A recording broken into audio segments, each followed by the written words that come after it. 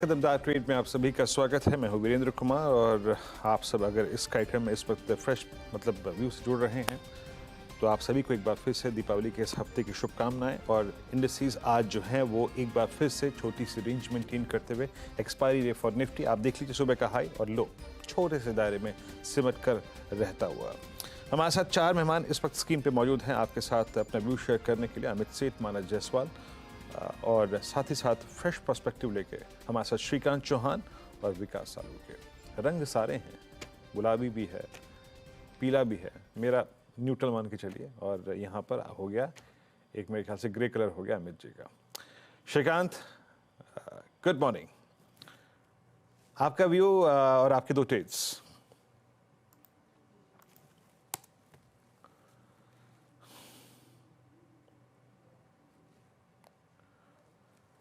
जनाब अपने आप को आपको अनम्यूट करना पड़ेगा। Yes yes yes.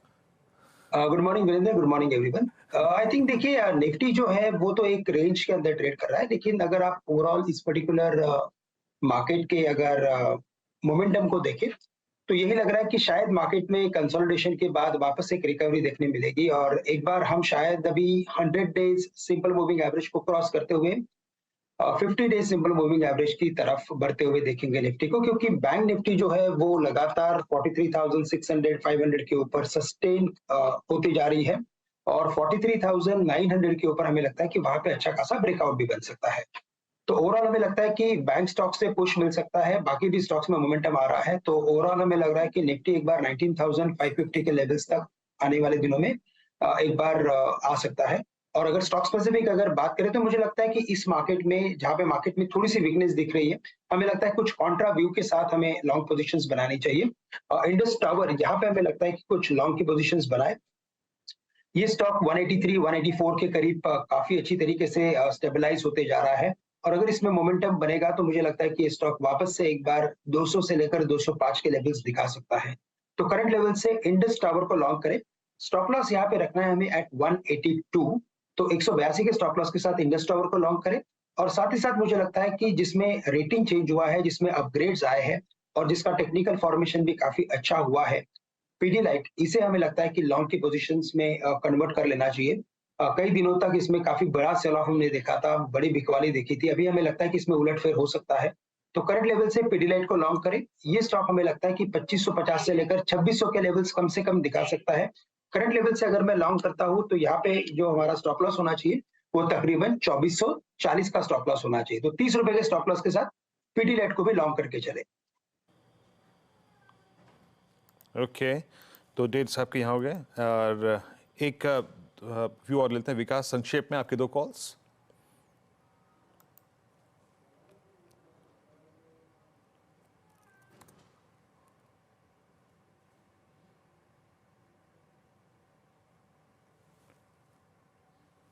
डॉक्टर साहब, विकास आप मेरे को सुन पा रहे हैं? नहीं, मेरे ख्याल से अभी विकास से हमारा संपर्क नहीं। खैर एक काम करते हैं, अभी छोटे से ब्रेक का वक्त है, अभी याद रखिएगा इट्स 19439। मैं माफ़ी चाहूँगा, हम एक बड़े इंटरव्यू के लिए जा रहे हैं यहाँ से और क्योंकि उसकी हम तैयारी कर रहे हैं, अभी छोटा सा कमर्शियल ब्रेक में ले रहा हूँ। निफ्टी स्विंग देकर अभी डे हाई की ट्रैजेक्टरी को टच करने की कोशिश करता हुआ and same is the case with Nifty bank. एक छोटा सा ब्रेक और ब्रेक के बाद एक बड़े इंटरव्यू श्री मनीष चौखानी से खास बातचीत शुरुआत करेंगे इस ब्रेक के उस छोर पर।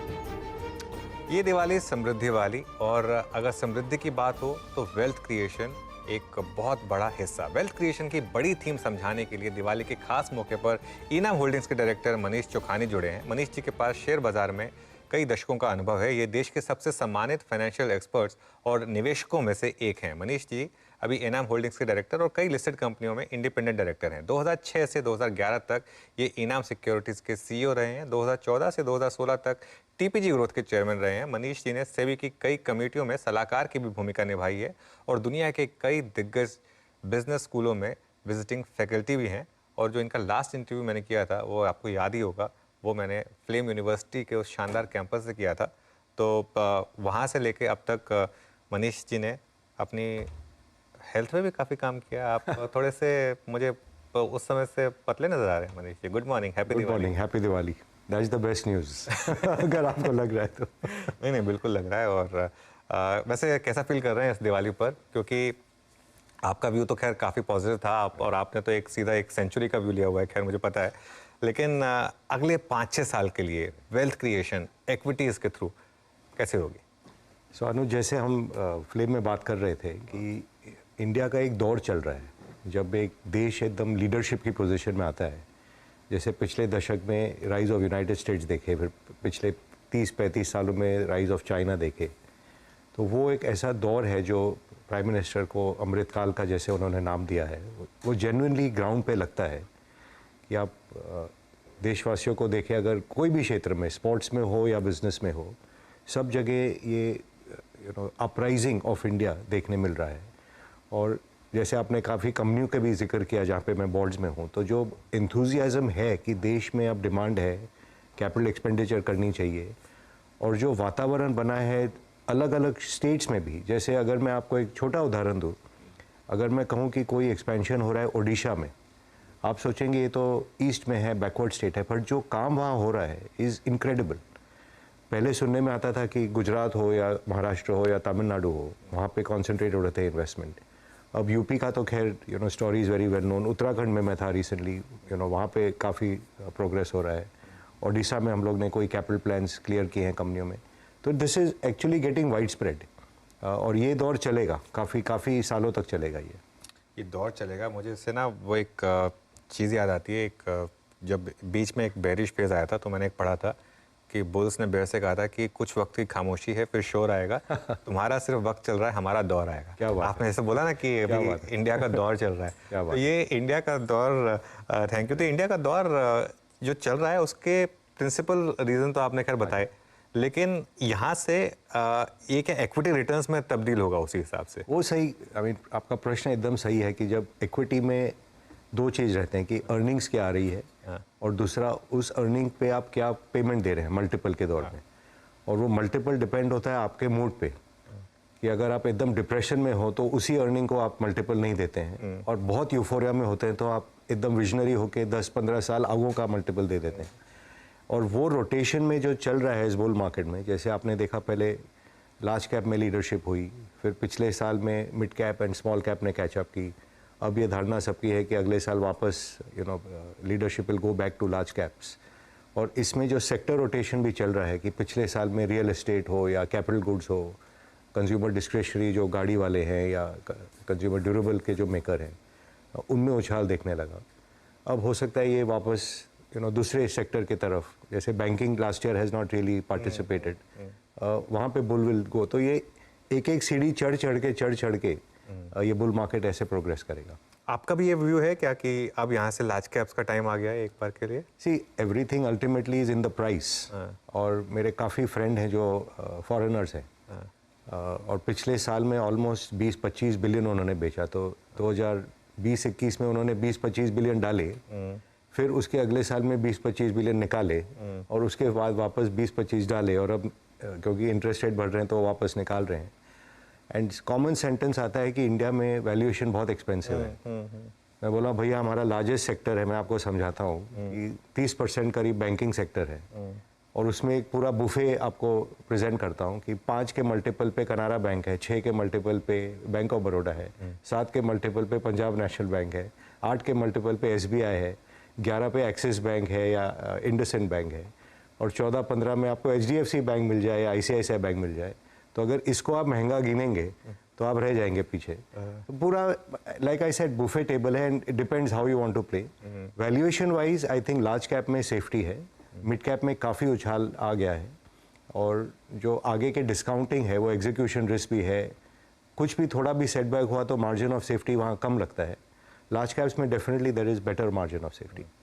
एक रिपोर्ट में पढ़ रहा था मनीष जी, उस पर मैं आपका व्यू जानना चाहूँगा क्योंकि आप इन चीज़ों को काफ़ी क्लोजली फॉलो करते हैं, कि चाइना में इस समय काफ़ी FDI पुल आउट हो रही है, और अब इंडिया में काफ़ी FDI शायद आएगी, लेकिन इसका एक डायरेक्ट इम्पैक्ट होगा कि अब हमारे पास जो फ्लोज आएंगे वो ज़्यादा FDI के होंगे बजाय के FPI के।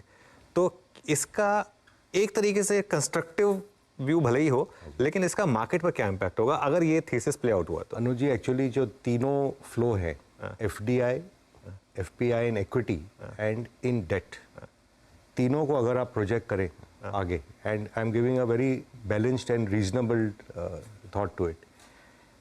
पहले मैं FI इन इक्विटी की बात करता हूं कि आज हमारे MSCI में करीब, अपने देश में करीब 3-3.5% GDP शेयर है, मगर MSCI वेटेज इज 1.6 या 1.7।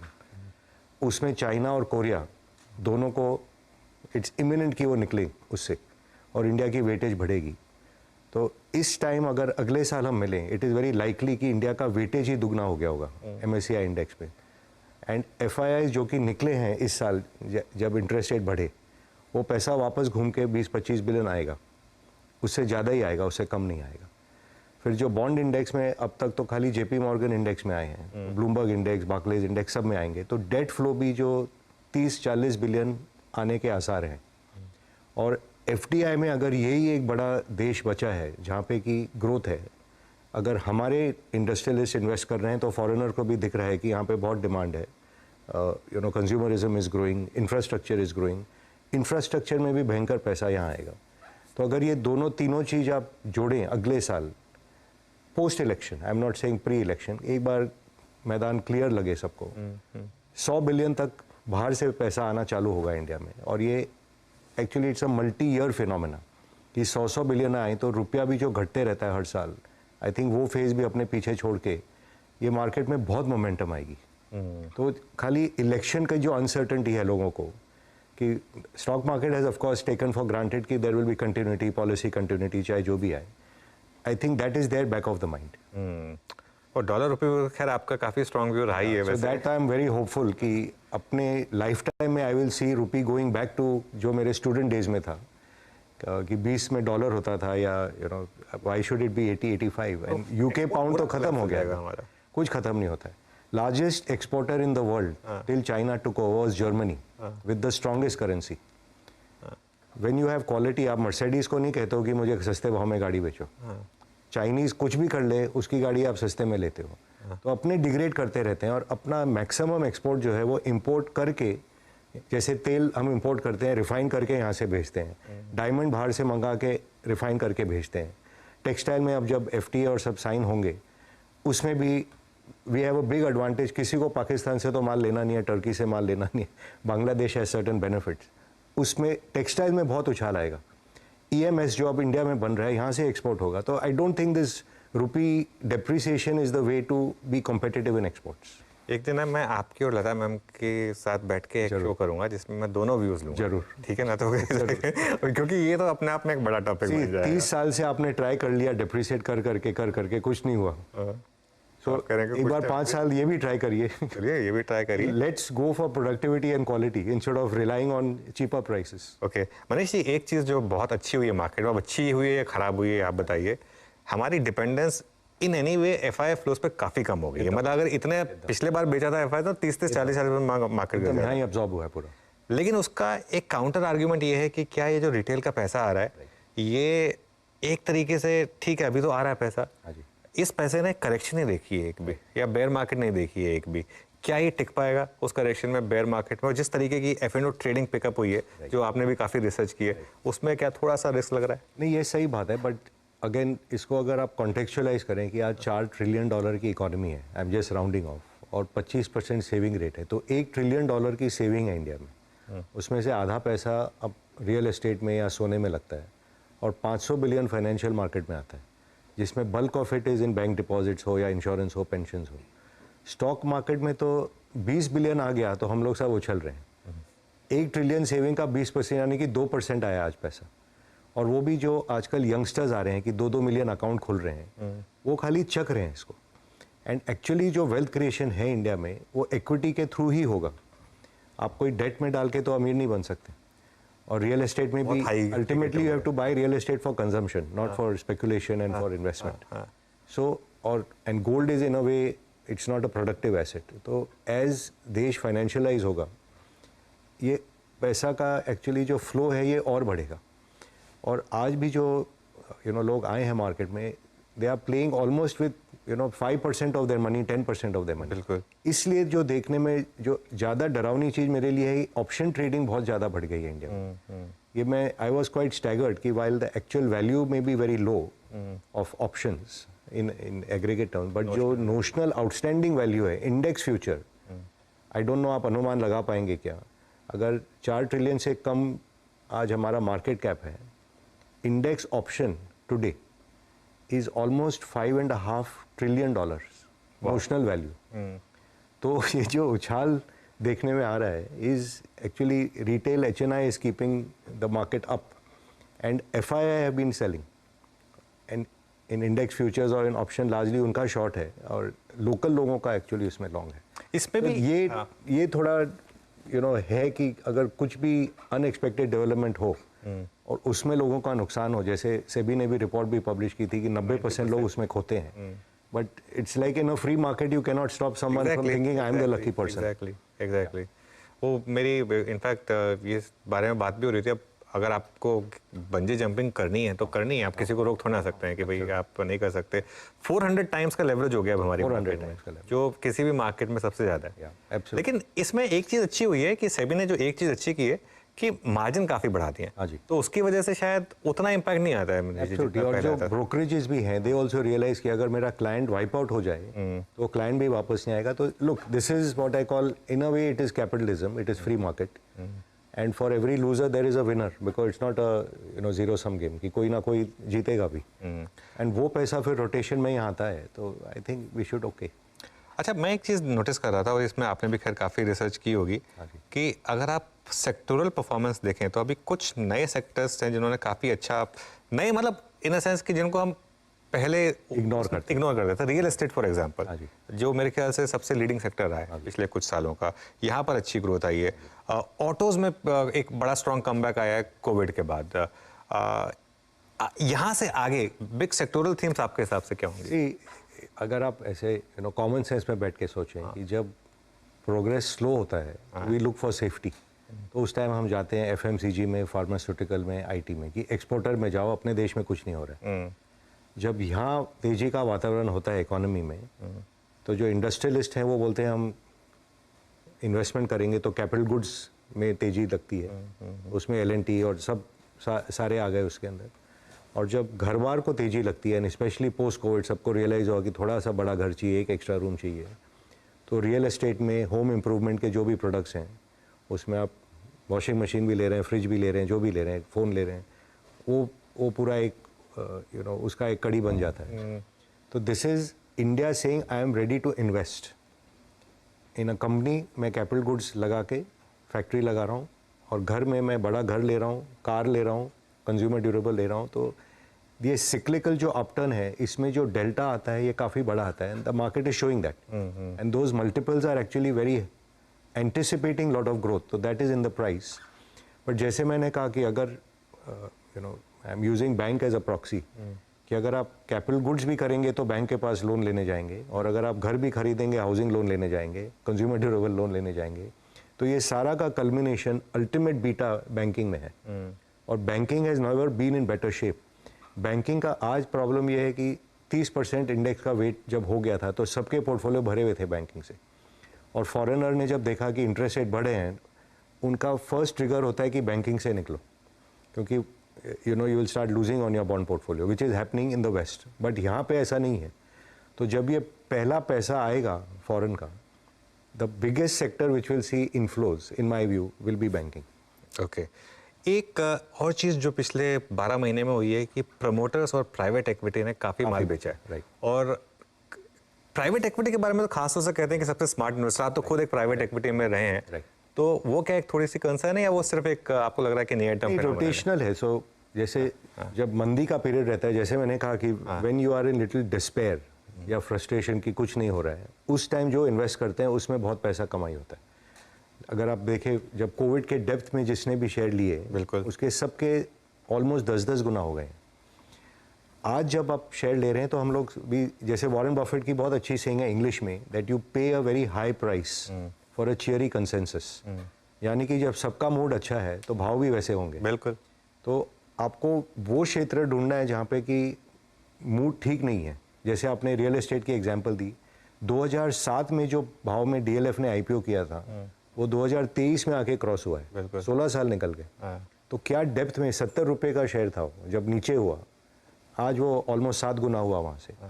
बट अब के मार्केट में देखें तो प्रेस्टीज है या फिनिक्स है या शोभा है या ओबरॉय है, सबके 52 वीक हाई बन रहे हैं। तो ये एक दौर चल रहा है कि बहुत डीप स्लम्प से ये लोग निकले हैं and it looks like a multi year growth period for them. वैसे आपको जो भी समझ में आए, जो भी sector, so I am not recommending anything, but जैसे मुझे फाइनेंशियल्स समझ में आते हैं, और अगर कोई बेच के जा रहा है जिसने 5 साल पहले ये शेयर लिए थे और आज से मुझे 10, 12, 13, 14 पी में अगर शेयर मिल रहे हैं and I see 15% growth, 20% growth है वहाँ पे, I think there is a case to be made for that. So काफ़ी जो ये न्यू एज कंपनीज में जो सेलिंग हुई है वो थोड़ा डरावना है क्या कि 3-3 बार प्राइवेट इक्विटी 500-500 मिलियन के ब्लॉक बेच के निकल रहे हैं और रिटेल पब्लिक उसको खरीदी है क्योंकि नैरेटिव बहुत अच्छा है कि टेक्नोलॉजी शेयर हैं। ये सब टेक इनेबल्ड शेयर्स हैं इंडिया में। Okay, and I just expand little कि अंडरलाइंग टेक्नोलॉजी जैसे कि एप्पल के पास है या गूगल के पास है या इवन अमेजोन के पास है, इंडिया में I would view this as से a retailer who is tech enabled, और उसमें ये जो वैल्यूएशन आज भी हम दे रहे हैं is I think a bit overdone. Okay, वो जैसे मैं कहता हूँ कि भाव और भावना दोनों आपको अपने फेवर में नहीं मिलेंगे। एब्सोल्युटली, एक पे तो आपको कॉम्प्रोमाइज़ करना पड़ेगा। तो अच्छा, बुल केस तो हमने काफ़ी डिस्कस कर लिए, दिवाली है वैसे बुलिश ही रहना चाहिए, लेकिन कुछ बेयर केस पे डिस्कस हो जाए। इस समय मार्केट को बड़ा रिस्क क्या है? एक तो इलेक्शन, क्या इलेक्शन बड़ा रिस्क है इस समय, और मार्केट कितना प्राइस इन कर चुका है कि current government will come back, और अगर नहीं आती हैं तो कितना मार्केट गिर सकता है? नहीं, एब्सोल्युटली राइट कि I think 99.9% people have assumed कि कंटिन्यूटी रहेगी, सीट ज़्यादा आएंगे कम आएंगे, बट जो भी रकम से सरकार बनेगी, I mean honestly the investors don't worry about which government, they worry about policy continuity, and policy has been very favourable for investors, businessman, families. So वो actually is in the price. अगर उसमें कुछ भी ऊपर नीचे हुआ, I think there is a case for correction in the market की reset होगा एक्सपेक्टेशन कि अगर दूसरी सरकार आती है या मिली जुली सरकार आती है तो कुछ जो भी कॉम्प्रोमाइज़ होगा वो वापस एक बार आपको पॉज लेके आगे बढ़ना पड़ेगा। दूसरे जो जियोपॉलिटिकल डेवलपमेंट्स है, Fareed Zakaria has used a very scary phrase, जो मिडिल ईस्ट में हो रहा है या ये जो रशिया एंड वेस्ट का वॉर चल रहा है, he is calling it a civilisational war. तो it is not a localised war कि नहीं, दो खेमों में बट गया है कि दो, जैसे हमने 1990 के बाद world became unipolar, globalization took over, every market was available. वो जब अब टुकड़ों में दुनिया बटेगी, उसमें लॉजिस्टिक्स कॉस्ट है, इन्फ्लेशन है, इंटरेस्ट रेट्स है, तो बहुत अनप्रिडिक्टेबिलिटी होती है। और कोई जैसे ये मिडिल ईस्ट में भी जब वॉर चालू हो गया है, तेल के भाव अगर सडनली बढ़ गए, दीज हैव इम्प्लीकेशंस। एंड सी, हम तो जब आप मेडिटेशन या कुछ करेंगे, आप कहते हैं कि ब्राज़ील में भी कुछ होता है तो हमें अफेक्ट होना चाहिए एट अ ह्यूमन लेवल। तो अगर कहीं पे इतना पेन है तो इट कांट बी कि यहाँ पे सेलिब्रेशन चलते रहेगा। तो ये कहीं ना कहीं it will come an impact, so it should be back of your mind. I think so far India अपना गेम एकदम ठीक से खेल रहा है कि दोनों खेमों में भलाई की ओर अपने काम कर रहे हैं, बट ये this can blow out of proportion. तो दो रिस्क हो गए, एक तो आपका ग्लोबल जियोपॉलिटिकल रिस्क और एक आपका इलेक्शन। सो ग्लोबल जो एक्सीडेंट है, जो they have implications in what way कि या तो आपके तेल के भाव बढ़ते हैं या आपके इंटरेस्ट रेट बढ़ते हैं या मनी टाइट हो जाता है। These have direct impact, but it's a short term impact, क्योंकि जो आपके देश की अंडरलाइंग स्ट्रेंथ है, सेल्फ कंटेन्ड इकोनॉमी है, I think that will show its way. तो जब ये इम्पैक्ट आता है, हमें इसको बाइंग अपॉर्चुनिटी देखनी चाहिए। And the famous saying, you buy when there's blood on the streets, it's very cruel to say, but it is actually the right saying. Okay, आपने ब्राज़ील की बात की तो मुझे वो एक बुक याद आ गई जो मेरी एक ऑल टाइम फेवरेट बुक है कि when it's raining in Brazil buy Starbucks. Right. तो कोई बुक इस समय आप रेकमेंड करना चाहेंगे जो आपने पढ़ी बुक हो? तो बहुत पढ़ रहे हैं एक्चुअली। मॉर्गन हाउसल की नई बुक भी आई है, some things never change. Okay. काफ़ी बुक हैं एक्चुअली। हमारे विशाल की एक, गौतम बैद की एक नई बुक आई है। हाँ। ये लाइब्रेरी भरी हुई रहती है, आप कभी पूछेंगे कुछ ना कुछ लाइब्रेरी में खुला रहता है। नहीं वो तो मुझे याद है कि हमने स्पेशल सेक्शन लाइब्रेरी से भी किया था। हाँ जी, लाइब्रेरी ऑफ मिस्टेक्स में जब आप गए थे। एक आखिरी सवाल फिर जो CNBC आवाज़ पर व्यूअर्स आपको सुन रहे हैं, इस दिवाली पर आपका क्या मैसेज है उनके लिए, और कोई एक डार्क हॉर्स थीम है जो जिस पर वो बेट कर सकते हैं? सी वेरी इजी। जब मेन रोड में पैसा बन सकता है बैंकिंग में, तो आप पतली गली में मत जाइए, तो मेन स्ट्रीम में रहिए, लार्ज कैप्स में रहिए। And the fund managers are doing a good job. 1% fees में बेचारे आपको कमा के दे रहे हैं, तो stay there in the mainstream. And आपने दूसरा, सॉरी क्या पूछा था मुझे? मैंने ये पूछा था कि उनके लिए मैसेज क्या रहेगा? Message I think is Lakshmi पूजन तो है, बट अपने धर्म में लक्ष्मी जी, सरस्वती जी और दुर्गा जी तीनों चीज़ कायम रहनी चाहिए। सरस्वती जी एज इन, जब तक आप अपना नॉलेज और ज्ञान बढ़ाते नहीं रहेंगे, लक्ष्मी जी साथ छोड़ के जाएंगी, तो उस पे लगे रहिए। Don't let the bull market convince you that I am very smart. Stay humble. And Durga ji में जो मैं कहता हूँ इमोशन, इस गॉडेस ऑफ इमोशन, अपने परिवार में और अपने हेल्थ पे ध्यान देके खुशहाली की ओर बढ़ते रहिए। बिल्कुल। और एक इसमें छोटी सी चीज़ जोड़ देते हैं जो आपको भी शायद आप भी फेवर में रहते हैं, थोड़ी सी फिलैंथ्रोपी भी करिए। जो आप स्टॉक मार्केट से कमा रहे हैं उसमें थोड़ा गिव बैक भी करिए। Manish, thank you so much, आज आप हमारे साथ जुड़े, और आपको फिर से एक बार दिवाली की बहुत बहुत शुभकामनाएं और सारे दर्शकों को शुभकामनाएं। चलिए फिर इस खास शो में इतना ही, और अब वापस चलते हैं स्टूडियो पर। लवली।